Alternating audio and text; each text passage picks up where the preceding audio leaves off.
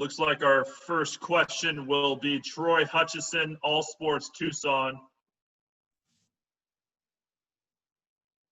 So, Sean, Azuolas had 0 points in the first half. He bounces back with 8, hits the game winner. What does it say about the mental mindset of a freshman to come back after a rough first half?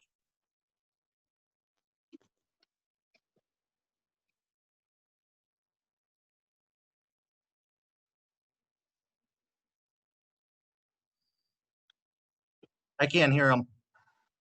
Yep. Coach, you're on mute there. Hold on 1 second. Can you hear me now?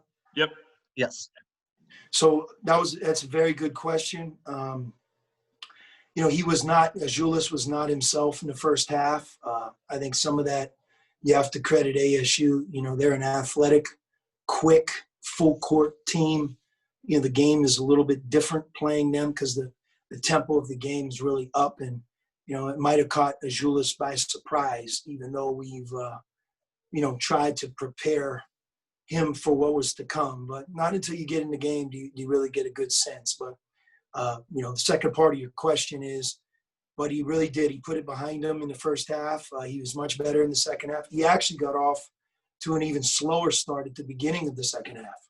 And I think really what you're talking about is maybe from about the 15-minute mark of the second half to the end of the game, where he really became himself. Obviously, the game-winning offensive rebound or pass, whatever it was, that was a huge play. We'll go to Justin. And then Dalen. Dalen was the unsung hero of tonight's game. 3 for 3 from the three-point line. Dalen really works at it. I mean, he gives as much effort working on his game as any player, especially freshman, that we've had. I mean, he's up early. He's in the gym early, practices hard every day. And a big part of his work ethic is to improve his shooting. And as you can see, I thought he shot good threes. And when he shot the ball, it was the shot we want him to take. But a big reason we won the game is just his overall play, but the fact that he was able to become a double-figure scorer in tonight's game. We'll go to Justin Spears, Arizona Daily Star. Coach, with a few minutes left, you guys were down by 7 and the pressure was really on for your team to turn around and pull off a win like this. Just what does it kind of say about just the group that you have and maybe what they can bring next year? Well, you're right, Justin. I mean, we're a team that really works hard on a daily basis. We've had some really good practices. Sometimes I question myself going home if we've gone too long in practice or too hard, just because, the war of attrition, we're down bodies.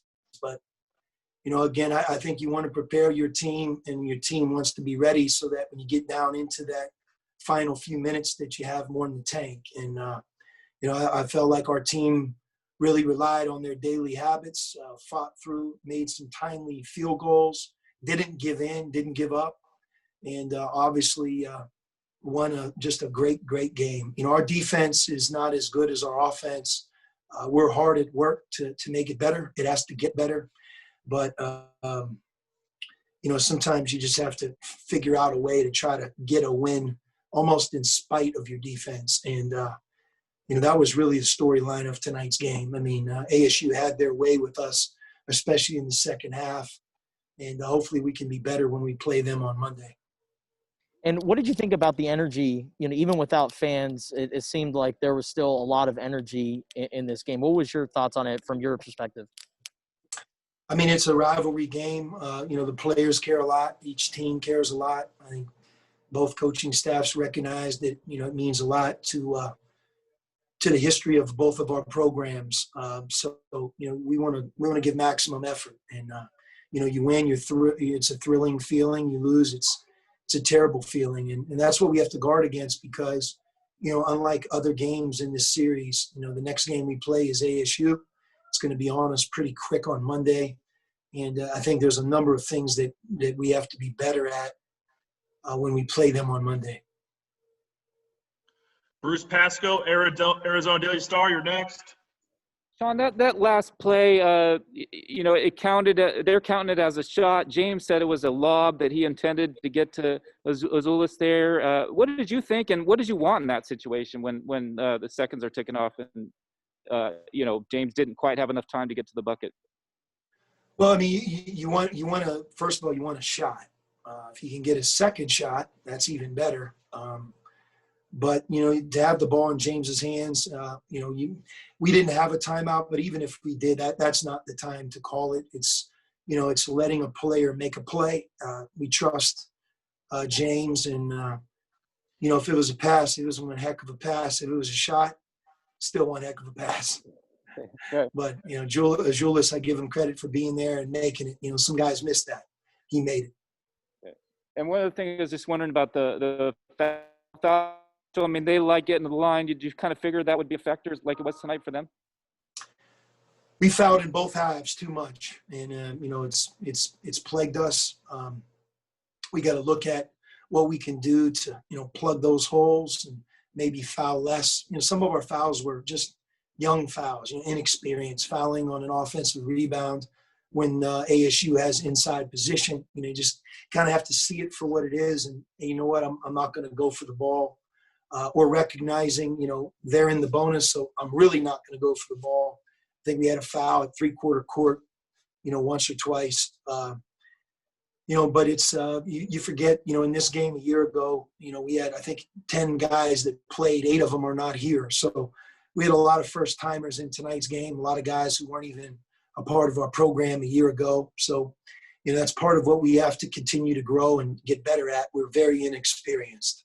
And, again, every time we play a game, we have an opportunity to get better and improve. But I thought tonight was a hard-fought battle. If we would have lost, in a very tough game. Steve Rivera, I see you using the applause function. Steve? Hey, Sean, you've taken some very good teams into this arena and come back a loss. What does this do for you in terms of big wins there specifically? Well, it's a tough place. I mean, this, Steve. Any road game in the Pac-12, and I know we are in COVID, so fans aren't here, or at least I know they have parents, but it's difficult. You see it the other night, Colorado at Washington. I don't know what happened in these games. You saw it recently when USC went up and played Oregon State. It's college basketball. That's what makes it such a great sport, that the home court versus away, it's just not easy to win on the road. And Arizona at ASU, it's a challenge. It really is. So yeah, we're thrilled to win it. We've lost a couple games here exactly how we won tonight, and over time that has a way of evening out. Yeah, thanks. Alec White, you're next. Yeah, Coach, on the celebration, Jason Terry ran off the bench to celebrate with the team, and it looked like he came up gimpy afterwards, like he pulled a hamstring. Did you speak with him at all after the game about that? Is he okay? He's fine. Yeah, I mean, okay. Look, we're all excited. Coaches, players, managers. It's our players are practicing hard, and we're right in the middle of our season, and I think this now.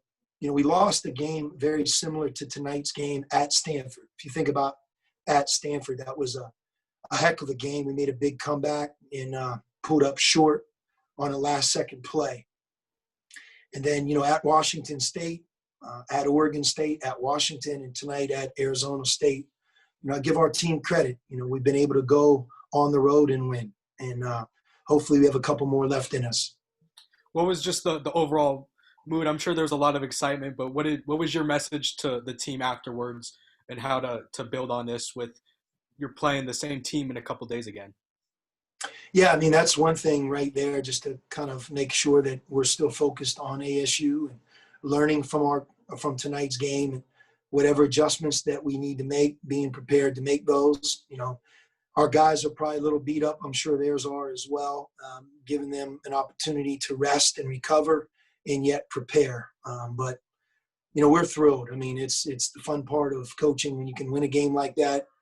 It's not very fun when you don't, but we're going to enjoy our ride home to Tucson, and hopefully we'll get ready to play them again. They're a tough team to play against. The team that we played tonight was their full allotment or as close to it as they've had. In fairness to ASU, they've really dealt with COVID and injuries and a lot of situations that aren't going to allow them to be successful. But now that they have Remy Martin back and, the big guy, Graham, and you kind of look at their team, they have the ability to really play well. So beat a good team and, hopefully we'll be able to keep it going. We'll go to Ari, Arizona Wildcat. Ari? Yeah, Coach, Christian Coloco, his playing time was a little bit limited tonight in foul trouble, but he had the couple of huge plays to start the second half with the 2 blocks and the dunk. What can you say about the energy he brings to the team and just what kind of improvements you're seeing from him as an overall player? Yeah, Christian is a very important player for us. I mean, he's our best interior defender. Like you mentioned, he has the ability to block shots, change the game around the rim. He takes his defense very seriously. We'll have to take a look at his fouls. We don't want him always in foul trouble. And there's probably a couple plays where he has to just continue to grow, be smarter on the court because he's such a young player that, game experience is really important for his development. But you're right. He made a couple key plays, a couple spurts where our team played well. I thought he was right at the forefront of those plays. And we'll end it with Bruce Pascoe. Bruce? Yeah, Sean, just wondering your general thoughts. You talk about playing ASU again, but your general thoughts on when you have to play a team this close back to back. It doesn't happen too often. You obviously did well with it last year playing Washington towards the end and then in the tournament. I don't know if you did that a lot in the A-10 or, what's the challenges and disadvantages, advantages? How do you look at it?